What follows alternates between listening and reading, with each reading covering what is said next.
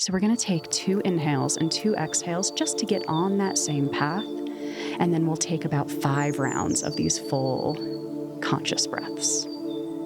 So as you are ready, let's take a deep inhale and a full exhale.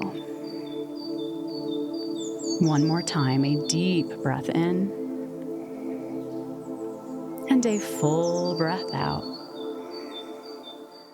Has yoga taught you guys anything about yourself that maybe you didn't know before you started doing yoga? That I could relax. Yeah. Really. Today on the show, we got Dee and a few other special guests from Comeback Yoga, and we're going to talk about all things yoga. How's it going, Dee? It's going great. So happy to be here. Yeah, me too. It's horrible weather, but it's pretty warm in here, so we're all good. Given that we're going to cover yoga today and calmness and peace of mind and, just mindfulness in general, how do you mind, or would you mind starting with maybe a 1 or 2 minute breathing exercise? Absolutely. Cool. I'll follow you. All right, my friend. Find a nice tall spine. And just settling into that comfortable seat. Today, you may want to fix your gaze at one point in particular, or maybe close up your eyes entirely. Just building this position, this safe space for you.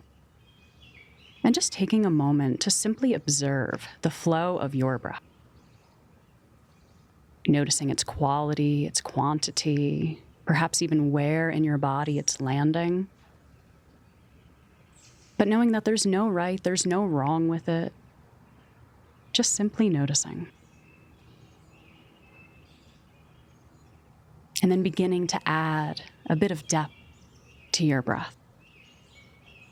Noticing what it feels like to just ever so slightly increase your inhale and to slightly slow down that exhale.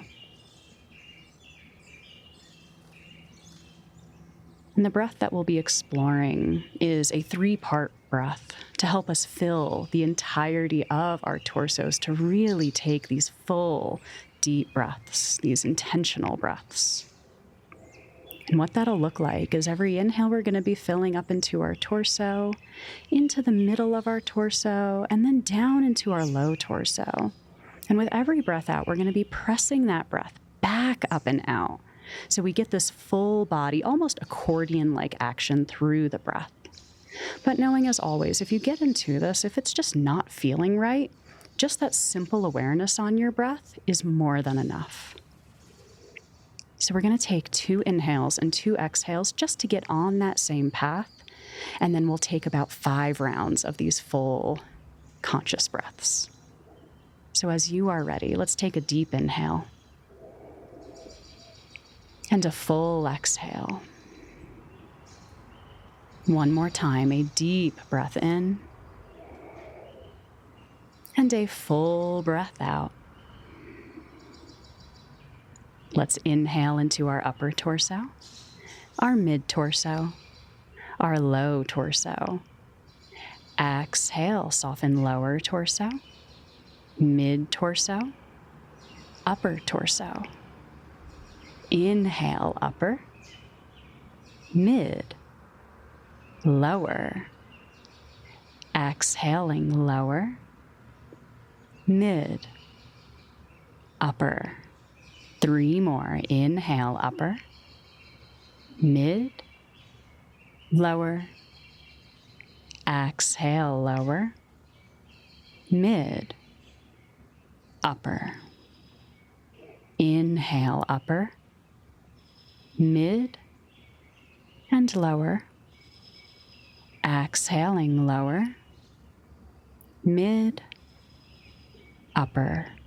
Last one. Inhale, upper, mid, and lower. Exhaling, lower, mid, and upper. And then letting that control go. Settling back into a rhythm of breath that feels good, natural, and peaceful for you.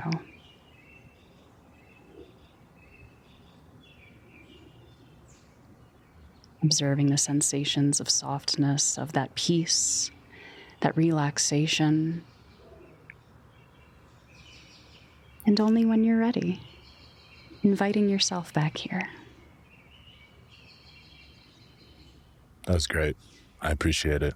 That's a really good way to start a conversation. I appreciate it. Yeah, thank you. Yeah. So like I said, we're here with Comeback Yoga today, and we have some awesome opportunities through Mount Carmel with some yoga sessions coming up. But we're also here with two veterans who are going to come on for the second half of the podcast and talk about their experience with both military, being a veteran, and how yoga has helped them. So I'm excited to talk to them. But first, let's get to know Dee. So what's your story with yoga? How'd you get started in it? Oh, it's a long story. Let me settle in. Yeah. I feel like with every yoga teacher, it's a long story. You better be ready. For sure. So I probably started practicing yoga, I want to say upwards of 15 years ago now. Honestly, I just saw pretty pictures on Instagram and was like, oh, hey, that's cool. What if I just did that? So started off just here and there. Oh, let's do a lotus pose. Let's put your foot behind your head. I'd see these cool things and I would just recreate them. Until finally, probably about a year later, I realized that yoga is so much more than just twisting yourself into a pretzel. I started learning more about the meditative side of it so I came from New Jersey. And when I moved out here, right after I got married, my husband immediately deployed. So I'm in a new space. I know nobody. I don't have a job yet. Yeah. And I found solace in a place here in town that unfortunately no longer exists. But I found a community in yoga. I found people that I could connect with. And through starting practicing in a community, I realized that there was so much more to yoga than just shapes. I started to discover that meditation existed. It's still a kind of hit or miss practice for myself, even after all of these years. But I found that going through these physical movements, going through the mental exploration of meditation, and through the breath work, that being here alone in this space, it made everything much more doable and much more, or less of a, what's the word I'm looking for? Just less lonely in general. Brought some more clarity to some things. Yeah. I like that. That's an interesting way to start. Not what I was expecting, but we all start things in one way or another. Here in Colorado Springs specifically, I know you guys are Comeback Yoga, but you guys travel, right? That's the whole point of Comeback Yoga, is you guys are traveling yoga studio, or? So we branch out and we partner with different yoga studios, Veterans Service Centers, VA locations, so we can meet veterans where they are. That's right. So instead of expecting everybody to come to us, we have the opportunity to reach them in places that they already are going to. Okay, so given your story and coming into yoga and then Comeback Yoga, how did the two kind of merge? I had a friend that I was teaching with, Janine, who knew my backstory. She knew that I was married to a veteran, and she knew how I was as an instructor. And she was like, you need to connect with these people. And it was kind of kismet. It was absolutely perfect because Cole, my boss, she was guiding a trauma-sensitive teacher training that I was just showing interest in. Had no idea that this would be the same person. So I go and I take this trauma-sensitive training at the same time that I'm emailing her and connecting with her over potentially guiding for Comeback Yoga. So it was kind of like these 2 to 3 avenues all just merged together.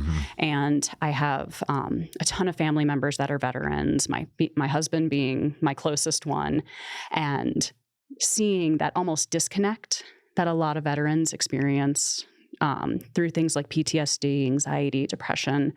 There's that disconnect from their bodies, and being able to hold that space and to support them in finding that connection, it just made sense. Yeah, that does make a lot of sense. And we don't have to get into his story a little bit, but have you seen, I know you said he doesn't practice like you wish he would, but have you seen, when he does maybe practice, it helps him out in a certain way?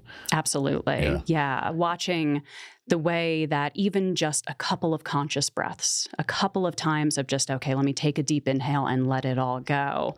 Just the way that expands our window of tolerance, our ability to take on all of the things that life has to offer. Just watching that window expand more and more just through a couple breaths. Mm-hmm. Yeah.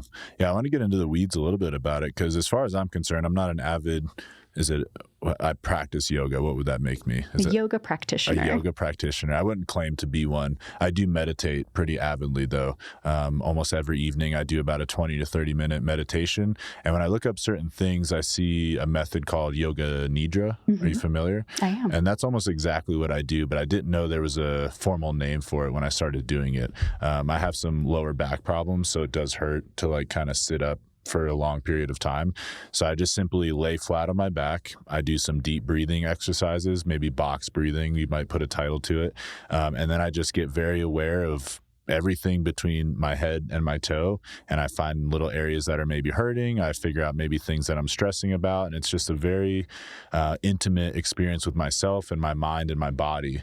And then when I start like looking stuff up, I figure out I'm doing yoga nidra, which is pretty neat.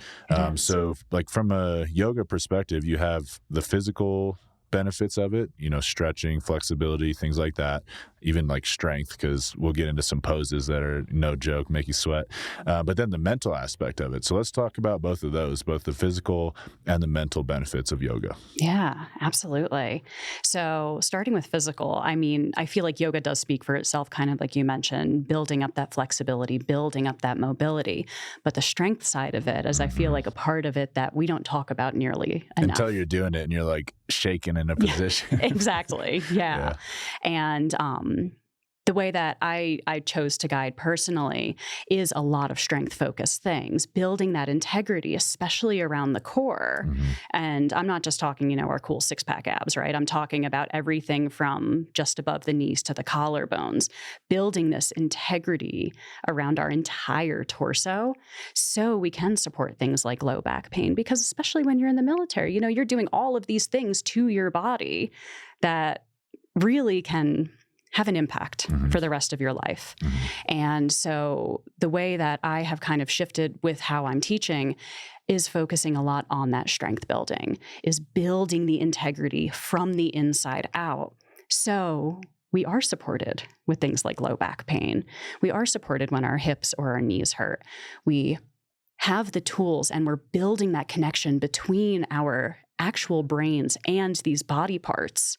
So we can live our fullest lives. And then tying that in kind of to the mental aspect is just being is the best way that I feel like I can kind of approach that. Is we're constantly in the space of doing and going and giving to other individuals. Whereas this time for yoga, whether it's 5 minutes on one of our YouTube videos, or whether you have the opportunity to be in a yoga class for a whole hour, you have this time to be and to receive instead of constantly giving. So it's literally this hour for you to just take care of you, or however much time for you to take care of you, where there are no expectations. Us as the instructors for Comeback Yoga, everything that we offer are just suggestions. Yeah. I love telling my students that, like, if you're meant to just lay down on the mat or hang out in a child's pose for the entire time you're here, fantastic. You're here. You prioritized you, and that's huge. And we were talking a little bit earlier, I think before we started recording, like the community aspect of it. So you're saying even the person that comes in, they maybe can't get through a whole hour-long session, like you're saying, and they just sit there in child's pose. They're still in a room with other people getting the benefit of this practice. Would you say there's kind of this spiritual community connection in a yoga session as well? Absolutely. Tell me a little bit about that. Absolutely. Without me getting too woo-woo, because I can very easily get woo-woo. We can get there. Just energetically, we're just sharing this space of being. So instead of I have to compare myself to the person next to me, instead of, oh, my shape or my teacher's shape looks like this, I have to mirror that shape. There is just this overarching kind of peace in that space where we get to let go of the expectations and breathing together. That's really it. It's just breathing together. And that creates this kind of more relaxed, peaceful state, whether you're breathing while you're holding a down dog, a warrior posture, or a child's pose, you're there and you're breathing. Do you know a lot about like the origins of yoga? I'm just kind of curious.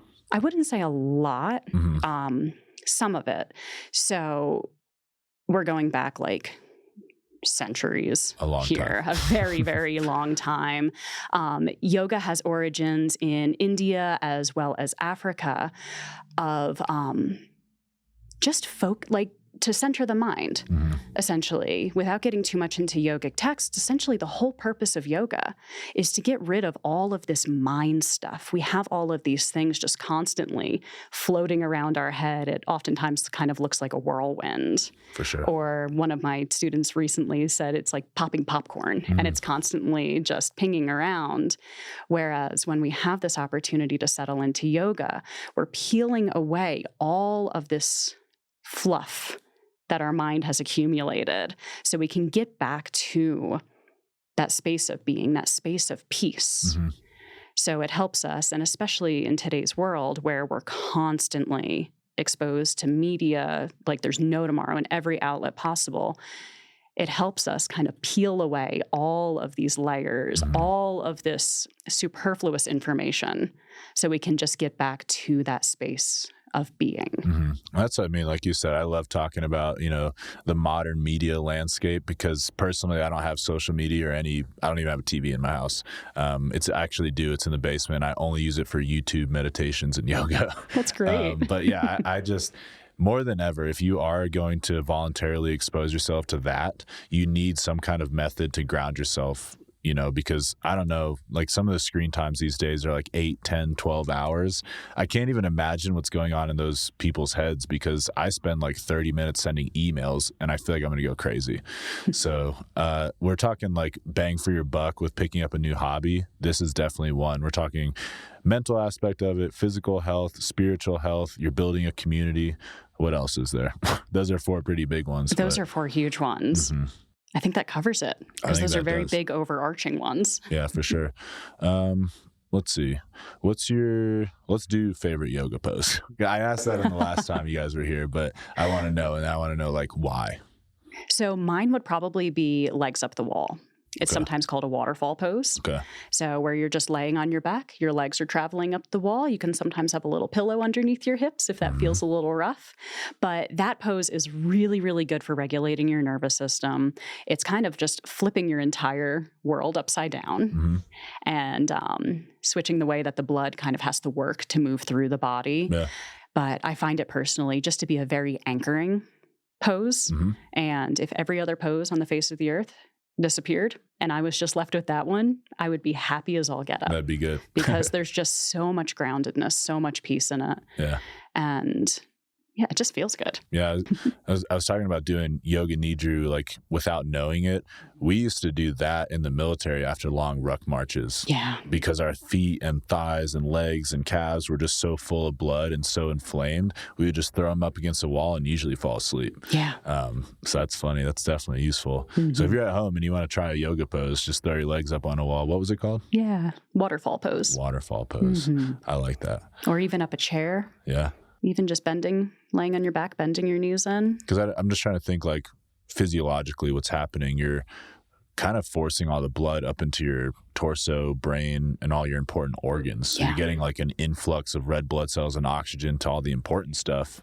And that's probably what's happening. Yeah. And these imagine. Legs and these feet that are constantly just taking us forward in life have a chance to take a break for once. For sure. Take your shoes off. Yeah.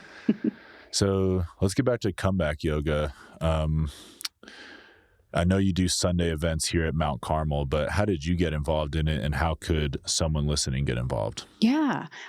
So one of the most valuable things I think about this program is that it's completely free. So we take away that financial aspect of it, which I think is such a gift to our community, especially because everything is way too darn expensive. For sure, especially yoga studios. Yeah, absolutely. Absolutely. Yeah, so I would highly recommend popping in for a class if you have that hour time. We're here at Mount Carmel. Myself and other instructors, we all kind of trade off every week or so. I'm here every other Sunday morning with my cohort, Jess. She guides the Sundays that I'm not here. So we do that 9:30 a.m. every Sunday. We also have classes Thursday afternoon from 12 to 1. 2 other instructors guide that, Patty, who was on the podcast before. and I believe Amy. And so it's not Amy anymore? Okay. So Patty's definitely one. Okay, cool. Thursdays. Nice. Yeah. Whether you have an hour, which I think is fantastic to be able to pop in, explore a yoga class, like we mentioned, that community building aspect, just being in the same space with like-minded people, or just popping onto the Comeback Yoga YouTube. We have things that are only 5 minutes long. We have 30 minutes. We have 15 minutes. We have an hour. So it's nice because it also takes away that time constraint of I just want to dip my toes in, but I don't want to commit to a whole hour. What is this yoga thing all about? Yeah. That's something I talk a lot about, like starting a new pursuit, like anything in life, whether it's a business pursuit, moving, like it's really intimidating to start, especially if you're like, I'm going to join a yoga studio, commit to an hour and a half long class, this much money. Like it's very intimidating to start, especially doing like self-improvement stuff. I don't know why there's like resistance to starting stuff like this, but I think a place to start, like you said, on your YouTube channel, get on one of those 5-minute videos, maybe work your way up to a 30-minute video, and then maybe work your way up to an hour-long class here at Mount Carmel. I think that'd be great. Yeah. And another thing I really love about the way that Comeback Yoga offers these classes and the individuals that we have teaching and practicing with us is that everybody's so different. There isn't the expectation that we're all skinny, that we're all flexible, that we all fit this one particular box. Everybody is so different and has different physical bodies, different mental kind of things. Really wordsmith today. But we all are so incredibly different. Yeah. And I'm so grateful myself, as well as the other guides, that like, we don't care how you show up. You're here showing up fantastic. You can be here in your pajamas. Half the time I am. Yeah. At least yoga pants. That's where the name comes from, right? Yeah. That's refreshing. And I know I'm on audio saying this before, but I will come this time. One of the next Sundays. So 9:30 a.m. here at Mount Carmel. It's 530 Communication Circle in Colorado Springs. Come check it out. It's free of charge. Bring your spouse, bring your kids, bring your dogs. I don't know. Is that allowed? I think so. Yeah. They would show you the downward dog. That's a dad joke. I'm not even a dad. Last question I'll ask you before we bring on our guests here. Is there an inspirational story that maybe you have that you saw a veteran come through the program? I know we're about to talk to two of them, but maybe a different one that just inspired you and you saw him kind of transform through yoga. Yeah, absolutely. So I've had one veteran that's been joining us who comes from a military family. And she was sharing with me that so often, 99% of the time, her family's expectations were that she was constantly doing, constantly giving, constantly going. So the first time that she came into one of my classes, where I try to start my classes by saying, you're just here to be, kind of like what we were talking about before. And she was like, I've never had permission to just be and to just exist in this space. I have been going and doing for decades. And it's so nice to have a safe space where I can just be. And again, that comes back to the fact that we have no expectations other than breathing. Yeah. One more question. What would you say to someone who's maybe nervous to start yoga? Have you ever, had a conversation with just a very beginner and kind of inspired them to start? Because I really believe in like just any kind of somatic type therapy, body therapy, holistic therapy, spiritual, meditative based therapy, yoga being one of them. And I just really want to encourage people to try it. So maybe what would you say to someone who's maybe just nervous? It's not as scary as you think it is. It's not social media. It's not these pretty perfect, whatever perfect may mean, right? Yeah. It's not perfect shapes. You don't have to show up in fancy clothes. You don't need the fancy mat. We offer all of the props. We have everything that you need. All you need to do is show up. And the shapes don't have to look any way. Again, it's all just coming back to breath. Yeah, I would say anything in like this, health and wellness space gets Americanized, I like to say. Now you have like your Louis Vuitton yoga mat and all this stuff. Oh man, that's a whole nother story though. Yeah, none of us have that. Yeah, it's a very relaxed environment. And being here at Mount Carmel, it's a veteran environment. So it'll be like being back, in the military back in the day, but now instead of learning to shoot guns and ruck march, you're learning to take care of yourself. Yes. So great place to start. Yeah. Well, Dee, I appreciate you coming on. We're going to talk to Norm and Laurie here, two of your friends I know that you invited. So thanks again for sharing some wisdom. Thanks again for setting the mood with a nice breathing exercise. And I had a great time.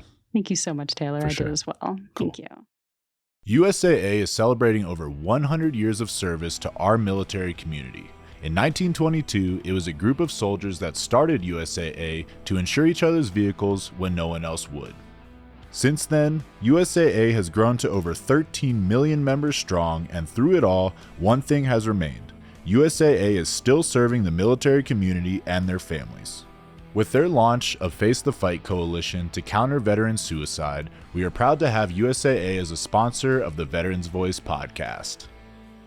All right, Dee, I appreciate the conversation. We're now sitting here with Norm and Laurie. How's it going, guys? Great. I appreciate you coming on the Veterans Voice podcast. I'm excited to hear you guys' story with both being in the military and then how yoga's helped you guys out of the military. But how about we just start, Laurie, your military history. What did you do in the military? I was also in space systems, and originally when I was in the military, we were coming up with a ground system to fly satellites. Okay. So. Ground system. Okay. Interesting. So that was Air Force? Mm-hmm. Okay. How long did you do? I was in 5 years, and I was in Sunnyvale, California. They were going to send me to LA to do the same stuff. I'm like, no, I don't. And that's not the military. You're supposed to always have the best job. Oh yeah. But and so I said, I had a horse, and I was like, not going to move to LA with a horse, and so I was looking to get out of the Air Force, and I had a serious car accident, so the Air Force retired me. Wasn't that lucky? So the car accident, you were telling me a little bit before the camera, it happened while you were in the military? Okay. I was going to the job interview, so I was on leave. Yeah. Do you mind telling us a little bit about that? Because I know it's affected you a little bit, and you've kind of used yoga to help with some of the PTSD that came with that, right? Well, I was hit. It was going to the job interview, and it was the day before Thanksgiving, and I was hit by a truck that was loaded with turkeys. Jeez. And it hit me, and it Frozen turkeys. Heavy truck. And the driver didn't want to hit me again. I mean, so he put on his brakes, but it was metal on metal, so he fishtailed and flipped over on top of me, and so the car was crushed, and the policeman made a training video. If you want to be, or emergency people, if you want to do this, here's the kind of stuff we do. So my father had an attorney for wrongful death, but I didn't die. Wow. And so he got a hold of this film, the video, and he put together a whole thing with interviews of friends and the colonel and people that I work with about the changes that were me. And when they pulled me out of the car, of course, I don't remember, even a couple of days before, friends took me out for dinner to explain how to do interviews, since I'd never done a job interview. And I was in a coma for a month. My neck was broken, a hip was broken, and a rib. And the Air Force said, whoa, this is too expensive paying for civilian hospital care. So they moved me while I was in the coma up to an Air Force base at Travis. And I was there for, I think, another month. So 2 weeks in the civilian hospital, and then a month at Travis. And that's where I came out of the coma. And then they moved me because they said, we can't do as much rehabilitation as you need. So we're moving to the VA in Palo Alto, which when I was put in an ambulance, and the driver was going, and he went the long way through San Francisco. I'm like, no, you don't have to go that way. But of course, I didn't know. And he had a little car accident. Oh my God. And everybody was so afraid about how I was going to react, but I don't remember the accident I had, so oh well. See, that's a totally different type of PTSD. Like the accident that you didn't see coming. It's not like you're in a war zone and obviously something could happen here. It's like you were just going to a job interview and your life changed. Exactly. Wow. And I had a plan what I was going to do when I got out, and I had a horse that one of the reasons why I did not want to go to LA besides the job part was because I had a horse and I didn't want to have to figure out where am I going to keep her in LA and ride her in lessons. And so I found a headhunter that was helping me to get jobs. Turns out the job interview I was going to was just going to be in my mind, my practice interview, because I didn't really care about that job. The second one for the day was the one I really wanted. Yeah. But I never made that interview. Yeah, no kidding. Wow. Well, I appreciate you telling me that story. That's life-changing for sure. Very much so. Norm, I know you were in the Air Force as well. Tell us a little bit about that. Well, I started off right here in Colorado Springs inside Cheyenne Mountain and spent a couple of years there. And once I got into this so-called space operations business, I became part of actually a fairly small group of Air Force people that did their entire career in that field. So I got moved around to different places. I never carried a weapon except when I got sent overseas and I had to qualify with one, but so I never saw combat. But I just tell people I was one of those real good targets that the Chinese or the Russians wanted to take out first before they went for the real good stuff. But during that career, I had some fabulous opportunities, and probably one of the highlights was I was a space shuttle flight controller for the space shuttle program when the Air Force was seriously going to fly its own space shuttle. And they were getting a cadre of people ready to train up with the NASA folks on basically how do you fly a space shuttle. And then we were all going to move to what is now Schriever and train the trainers. That was the intent. Of course, the Challenger accident brought that all to an end. Oh, yeah. And then I found a hole in my career, which was flying satellites. And I found myself in Sunnyvale, California, where I met my wife. And we flew satellites from there. We also did our hitch in Washington, D.C., but even though I was assigned to the Pentagon, it was actually for an organization known as the Operational Support Office for the National Reconnaissance Office. Okay. So what we did was we were a storefront between the NRO and the warfighter, and had wonderful opportunities to work with those who, like yourself, they're at the pointy end of the spear. Yeah. And we had a great time, really, because we had the ability to solve their problems for them a lot faster than the normal DoD process. Yeah. Wow.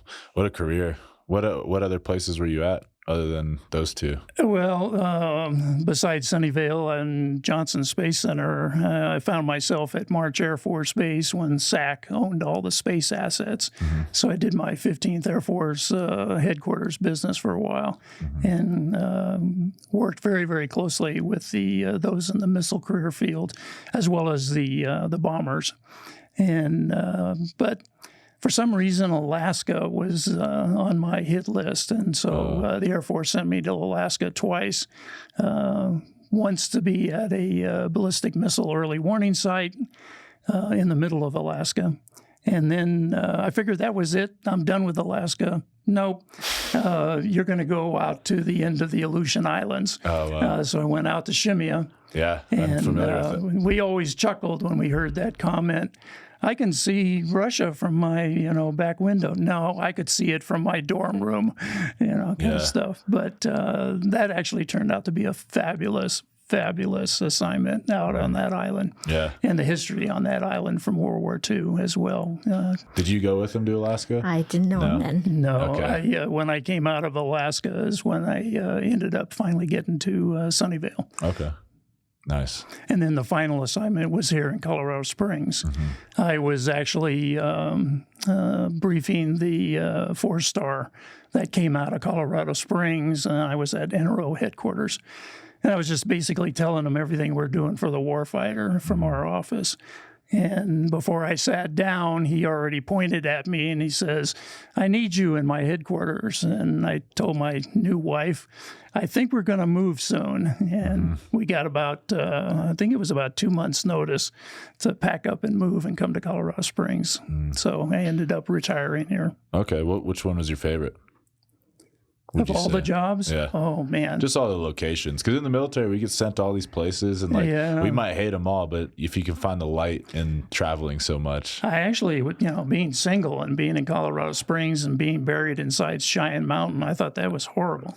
It was a place I wanted to get out of as soon as possible. Yeah, it sounds horrible. Maybe the job was cool, but I imagine that environment. Yeah, but then when you come back and it turns out a whole bunch of people are working for you inside that mountain, and it totally changed everything. Yeah. But probably the Johnson Space Center, as a space geek from when I was very young, I was into astronomy and such. And that was probably a very, very big highlight. Yeah. Being able to work with the crews and some of the very top-notch people that both contractors and NASA people, they really put everything into everything they do there, just top-notch, always 100%. Yeah, I can imagine. Like you said, the guys on the ground at the tip of the spear, like we had no perception of what was going on at your level, and I think we would probably just get frustrated. Like, these officers don't know what they're talking about. They got to just let us go do our job. But behind the scenes, we're very thankful for what you guys were doing and keeping us sheltered and helping us when we needed it. So, well, from the ground guy to you. When we had the opportunity, we usually ask one question: what do you need? And situation awareness was very big. Yeah. And when we could deliver that, I mean, to them, not to the headquarters and then through who knows how many layers before it got to them, but to them, we figured we did our job. Yeah. Yeah. That's cool to hear. Well, it sounds like you guys had awesome careers in the military for the most part. But let's talk about yoga a little bit. You guys down? Okay. Sure. What's your guys' favorite yoga poses and why? Can't copy D. I know. It's funny. Because maybe you've one because it's easier, or maybe because it's harder, but maybe there's one that you just get more benefit from, like you feel refreshed after you do it. Go to him while I think about it. On the spot. I'll slip it in if the instructor doesn't have us do it, and it's usually right towards the end, and that's the supported bridge. Okay. Because laying on your back, and then you put the yoga block, under your sacrum. And I usually stretch my legs out so I can feel it more. And it just helps my lower back. It's just wonderful. And I can stay there for a long time before I finally have to pull out of that position. Mm-hmm. But and child's pose is probably another one that's a very nice one to go to from time to time. Mm-hmm. But yeah, I like the supported bridge because I'm not a very tall person. I'm very compact. And so I don't worry about, can I bend this way and that way and that kind of stuff. I just do what I can, and we'll just go from there. Yeah, I'll have to try that. Like I was telling you, I have some pretty bad low back pain. So. Yeah, I think you would enjoy it. I came up with mine. All right, let's hear it, Laurie. I like good morning stretch. Describe it. You just put your arms above you and your legs are straight out, and you just stretch as much as you can. So you're just laying flat? Mm-hmm. You're on your back and you just stretch out. It's like a snow angel almost. Or no? No, your arms are over your head. Okay, flat on the ground. Okay. So you're just all one long. I see. Just straight. Okay, so like the start of a snow angel. Yeah, but not you're compacted. Yeah, I can see that. Kind of pull the spine apart a little bit. Yeah, you just, I kind of force my toes to point, and I just try and get as long as possible, and that feels good. Yeah, I can picture that. I'll put some pictures up because I can't picture these for the most part. But you guys got into yoga in 2014 when Comeback Yoga originated. I think so. Yeah, pretty close to that, I think. So how did you guys get started? What kind of motivated you to pursue this? I think there was a flyer that had little pull-off tabs on at the VA clinic. The VA when I was there. I said, I wonder what this is about. And I pulled it off, and it just probably said where to meet or the times or something. And I told them, hey, let's go do this. And so we pretty much started together. Yeah. And we've done it together. I don't think we ever gone to a class by ourselves, have we? I think I have because I'm gone. Yeah, because my wife is also she just recently stepped back away from it. She's a USA swimming official, so wow. a lot of times she'd be going to swim meets to volunteer there as a starter or working the deck, and so I try to go to class if I can, just to keep it up. And I'm no spring chicken, so anything that can help, I'm going to do it. Cool. And what did you say, motivated you? It was just kind of a spur of the moment thing? I just thought it's got to be helpful. Yeah. I mean, so what kept you coming back? Because it was helpful. 10, 11 years later. Yeah. It's relaxing, but also, like I think I told you earlier, I found that I had trouble breathing. So this really focuses and makes me be aware of my breathing. And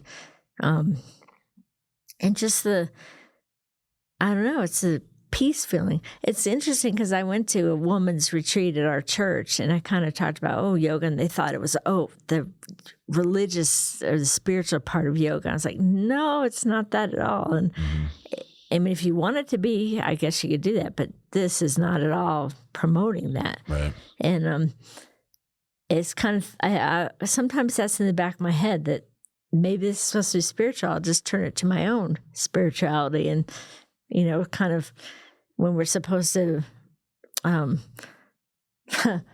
we're in a position where you're counting or you're just trying to do something relaxing or you're focusing on yourself, that's when I think, okay, maybe I'll just say a prayer and that'll be my my spirituality. Yeah, I like that. Because if you're going into, an internal space of calm and peace and serenity, it makes sense that you would kind of associate that with spirituality, and it would make sense to put a prayer in there. But it's not like yoga. No, it's not a religion. Indian, it's a practice. Yeah. Oh, I see. Would it be like a Buddhist practice? I don't know.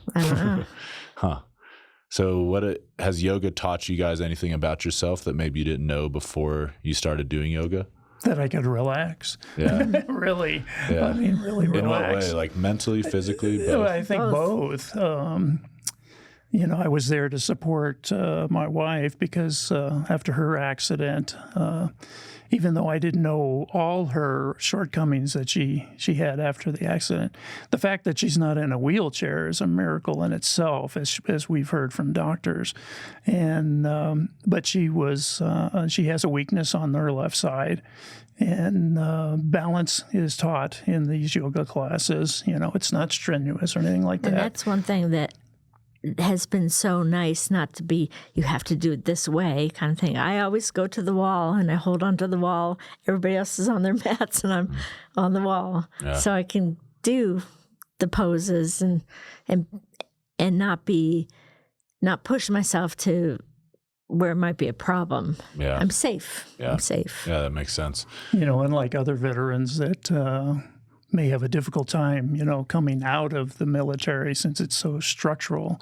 But you find yourself, just driving down the road to go from point A to point B, you watch your blood pressure probably go skyrocket. Yeah. And you're looking for that release. And these breathing techniques, it's not so much how they're done, it's just the fact that you just keep on breathing, and you're more aware of it, and you're more aware of what your body's going through. So those tense areas, do tend to just relax, to kind of clear your mind. As my wife likes to say, where did you go when she told us to go to our happy spot or happy place, in order to clear your mind? What are you thinking of?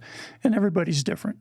Everybody's got some special area or some special experience that they've enjoyed, and maybe that's where they go in order to then relax the mind. Of course, for men, it's easier because we're only using half our brain anyway, right? Yeah. Oh, man, that's funny. How about as a couple? Has it brought you guys together in a way that maybe you didn't feel before? Oh, I don't know. I think it's probably about I made him use the other half of his brain. Yeah, so- really. Yeah, that's right. Yeah, you're going to have to click it in. The one thing I like about it is that there's no judging, except for my wife. Because if we're given an instruction to get into a certain position or try to fold or bend or whatever, I just can't in many cases. And I look over at my wife and I'm going, oh my gosh, it's just totally different skeletal structure. Right. I mean, I'll give an example. I cannot sit cross-legged on the floor still. I'll fall over backwards every time. So I got to sit on something. Some people sit on one of the blankets. The Mexican blankets that we have, or they sit on a block, and then everything's fine. Your balance is there. But it's one of those things going, why can't I do this? I don't understand that. I'm just built differently. And so you do what you can do in a lot of that. And I think the other thing that Dee did not bring up is that the instructors don't wander around while you're doing yoga. That may intimidate a lot of people, Yeah, I can see that. thinking that they're going to, one, touch you or try to reposition you or say, no, you're not doing it right kind of stuff. There'll be some encouragement from the instructor from their position saying, could you move your leg just a little bit this way or your foot this way, kind of stuff. I like that they, which I think must be really hard for them, is they'll mirror what you're supposed to do so you can kind of copy what they're doing. But I'm sure for them, I know with Dee, it's always hard. I'm just like, okay, take your right arm, but she's moving her left one. So I thought, oh my gosh, I could never do that. But it's nice because you can look, how are we supposed to be doing this? So that's really nice. But even if you're doing it the opposite way that the instructor's done it, doesn't matter as long as you then do the same thing, but just switch. Yeah. The idea is to equalize yourself out. So if you go to like raise a hand and you're looking at someone in the face, you're like, I did it the wrong way. Yeah. But it doesn't matter. No, it really doesn't. And it's kind of interesting because the group that we've had, I mean, they're pretty small, the groups, but the people that we've interacted with, the other ones that come, we're all okay with it. We can, do it the wrong direction, look at each other in the face, and we're like, oh, hi. But it's no big deal. Yeah. Well, tell me about your experience with comeback yoga. I know you said it can be intimidating like we were talking about with Dee, but they supply all the mats that you need. Tell me about your experience overall. Well, when we first started at the VA clinic in Colorado Springs, it was a conference room. And so we'd all come in and move the tables and chairs and just kind of set up on the floor. And it's a small conference room, so it's pretty cozy. You're very close to somebody. So reaching out, teeing your arms, you'd be like, well, hi over there. But it kind of was nice because it was a small group of people that we always seemed to meet together and just got to know them and what was going on in their lives outside. And then COVID and that stopped. So different places kind of popped up that comeback yoga. In fact, I was at the VA and I saw the first time, the little flyer with the tear off tags, and it said comeback yoga. I was like, wow, it's coming back. And I called the number and it was Cole, as it turns out. And she was like, no, I think that's an old flyer, but we are going to have different places. And she told me about Wackadoo Brewery, who it's veteran owned and just down the street from us. And so we could ride our bikes to it. It was kind of nice to get a little extra exercise. And then I'm not sure why that closed up, comeback yoga, why they had to, maybe the rent or something. Okay. And so they told us about Victory Service Dogs. And that's where Janine, who Dee talked about, was teaching. And so we were there. And then they closed up. I think they needed their yoga space or their... Well, it's a training room is what dogs. They had for the dogs, but they were kind enough to have it all clean and we would joke that we didn't have to bring water bottles 'Cause they because there had was little usually bowls on water the floor. dishes in You're the in a corner. downward dog. Just Yeah, slurping. that kind of stuff. I really enjoyed going over the teeter-totter and running through all of that stuff was in the back of their business. Yeah. But they opened their doors to us, which was wonderful. And I think that's the big thing, because I know Wackadoo, the gentleman who owns that, he would open an hour early just so we could do the yoga in there. I think we basically closed down because it was always the three of us in most cases, with one gentleman who was doing chair yoga because he had a real difficult time getting up off the floor, up and down on the floor all the time. So from time to time, we would do chair yoga just to experience it, and it's quite a workout. You'd be surprised what can be done even with just a chair. Yeah, that's something that I didn't know was possible, but I guess now that you're saying it. So if there is a listener out there that's maybe wheelchair bound, this is an option for them. Yes, Very much because you so. don't need obviously the mat, you don't need the blocks, that kind of stuff, because it's all done with the chair. But the service dogs was good, and then we heard about Mount Carmel, and we decided, hey, let's check that out. I think the first time we came, though, we came to the front and we didn't see any cars, didn't see anybody. We're going, there's nobody here. It turned out there was an instructor there. We just didn't know how to get in. Yeah. Come to the back door. If you're looking at the front of Mount Carmel, just walk around the right side and come to the back. Right. But yeah, they have all the equipment there, right? All Yes. the blocks, all the mats. Just bring some ties. water, maybe. Yeah. Yeah. Okay. Yeah. What an experience. I'll be there this Sunday. I'm saying it on camera. We'll see you there. Cool. Well, we always wrap up. We ask our veterans to share a story from the time they were in the military. And if you guys wanted to share one, you could. But we like to do a funny story, an emotional story, but just a story from a time you were in the service that kind of brings back memories that all of us veterans can laugh and relate to. No. I had a traumatic brain injury, so my memory, I can't. Yeah. I have to think really hard. Yeah, Well, for of course. sure. That's okay. I'll do the happy memory kind of stuff because so I come from a remote assignment from Shemia. I go to Sunnyvale. I'm in wonderful California. I was born in San Diego. I'm a Navy brat. Turns out my wife was an Army brat. We're both in the Air Force because she looked better in blue than she did in green. And anyway, I knew what the Navy was like, and because my father was in the Navy, and I knew what the Marines were like. So those were both scratched off my list. There was no Army out San Diego, so I didn't even have that on my view screen. But anyway, I get to Sunnyvale, and I'm walking down the hall within the Mission Control Center, and I hear my future wife talking to somebody else about how she's retired. And my first thought in my head is, how old is this woman? Because she looked like very, very young, Right. not 20-year plus type retirement.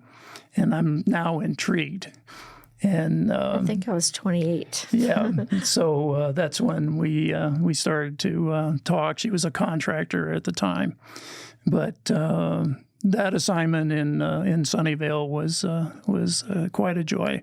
Not only because I met my wife there, but also the mission that we had, and flying satellites for support of the nation became so critical. So. While others were unfortunately on the ground fighting in Kuwait and Iraq and Afghanistan, we were trying to provide the best service we could, and I had no idea the care that it takes to keep satellites flying. So there was a lot of learning there for all of us. Well, I have 3 deployments over there, and there wasn't one time that I picked up a satellite phone and it didn't work. So I appreciate it. Yeah, I guess that's something we don't even think about. Tell us about that. Like, what's the importance of flying satellites? At least back then, but maybe even these days. Well, yes, like I was saying. What would you do without GPS? Yeah. I don't know. Read a map. You can cut this later or whatever, but it's an actual story. I had to brief the 3-star general at 15th Air Force headquarters because I was one of 2 space guys in his headquarters. And I said, I'm going to brief him on this thing called Navstar, the original name to GPS. And I had some information where the satellite system, which was extremely new, I mean, we barely had 3 satellites up, and that's basically all you really needed at the time.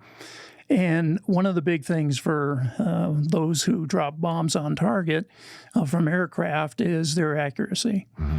And the 15th Air Force and 8th Air Force always have a bombing competition, and they drop iron bombs on targets. So I put this slide up in front of the general, and I showed him this giant bullseye, and I'm showing him where recently a test was done with an aircraft. It was a B-52, and dropping iron bombs on a target. And the general stopped me, and he goes, "You got a problem with your chart." And I go, "What, sir?" He goes, "Your scale's all wrong." And I go, "No, sir, the scale's absolutely right." He goes, "Am I looking at meters?" And I go, "Yes, sir. These targets were all hit within anywhere from 1 to 5 meters away from the center." From a B-52? From a B-52 using a satellite system. And he sat there for the longest time, and he says, "I want this." And I said, "Well, I was in contact with the SPO at the time that was, fielding these satellites." And they said, "I think I may have found you another aircraft if you're interested in using an actual warfighter." Wow. And so he had that antenna attached to one of the B-52s that was going to be used in the bomb comp against 8th Air Force. And, of course, they just wiped them off the map, literally, with their accuracy. And then afterwards, he fessed up to the other 3 stars saying, "I cheated. I had an aircraft that had this new system," whatever. But it was just opening the eyes of the senior warfighter to what was possible at the time. So these weren't guided bombs. These are iron bombs. Cow. Yeah. Okay, I thought of a funny story. Here we go. Story time's always my favorite. When I was in the SPO, System Program Office, so we were coming up with the ground system to fly the satellites, and I got picked with my job, brand new, kind of young lieutenant, and I was asked with the colonel to go down and brief the general in LA, and he said, "I will do it the first time, but then you'll do it from now on, so I'll just show you how it's done." Well, we're sitting in the conference room, and this man that has a crew cut steps in, and I thought he was the sergeant that was going to announce the general coming. No, that was the general. So everybody else stood up, and I'm kind of waiting for him to say something about, "Here comes the general, stand up." And so I'm still sitting there, and then I look around, "Ooh, that's the general," and I'm supposed to be at attention. Yeah. Part of that, yeah, because I thought I'm from a military family, and my grandfather was a general, my uncle was a general, and so he did not fit the picture of what I thought a general was supposed to look like. And so I will always remember that I was pretty disrespectful. But did anything happen at that level, or you just kind of... No, I think he probably just like, yeah, she's just a goofy little lieutenant. So soon to be your next briefer, though. Yeah, that's funny. I remember screaming in the Army, "At ease," when the first sergeant would walk in, or "attention" when the company commander would walk in. Man, I was hearing those stories. I was waiting for that attention. Yeah, and it didn't happen. Yeah. Well, that's one of those stories that you hear also when you get out of the service. If you're used to that kind of respect. Because I was talking with a retired general, and I asked him, "What was your hardest part of leaving the military and getting into?" He was an aerospace contractor now. And he says, "Well, one thing I really don't like is people wander into my meetings anytime they want now. Yeah. And I walk into the room and nobody says a thing and nobody comes to attention." And he says, "That was hard," he said, because he was so used to that. They were just, it snapped to. Mm-hmm. One of the things I really missed when I first got out, when the Air Force retired me at 28, is the sense of family. When I went to work for IBM, and I was just like, these are all contractors who don't care about each other. It's just kind of like, here's the job, and here's how we can cut money. And it just, I miss the sense of family. Yeah. Yeah, I talk about this pretty often on the show. I'll gladly talk about it again. When we're in the military, that family, that community, that camaraderie, that brotherhood, if you will, is given to you. It's not like you have to go out of your way to make friends. You just show up to basic training or show up to officer candidate school, and here they are, and then you have that for however long you're in your case, 24 years sometimes. And then you get out of the military, and I think, at first we want to just get as far away from the military as possible, and then we forget about that one part that was probably the most important, that camaraderie, that brotherhood that we all had. And then, that's why we hear about these rough transitions getting out of the military, that depression, that anxiety, exacerbating the PTSD you already have. So like you're saying, keeping that community outside of the military, we can't forget about that. It's so easily forgotten about, but it's like the most obviously glaring answer, in my opinion. And even the hour once a week with yoga, it's kind of, you do get that feeling. Yeah. In fact, seeing Dee and having her ask us to come on this, I thought, wow, we're family. Yeah, that breathing exercise put me somewhere. I had a hard time asking questions after that. I was too relaxed. But cool. Well, I appreciate you guys coming on, sharing some insights, sharing your story about the military, following Dee. That was a really good conversation. Mount Carmel Veterans Service Center here in Colorado Springs, Sunday at 9:30. All the equipment is here for you. Yeah, come to the back door. Laurie will let you in, and we'll do some yoga together. So thanks again for coming on the Veterans Voice podcast. This was a good conversation. Thank you. Thank you. Stay warm out there.